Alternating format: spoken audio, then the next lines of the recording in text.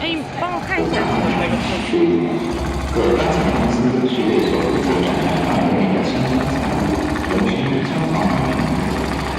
两款设施设备如有损坏，责任方继续赔偿并承担其他后果责任。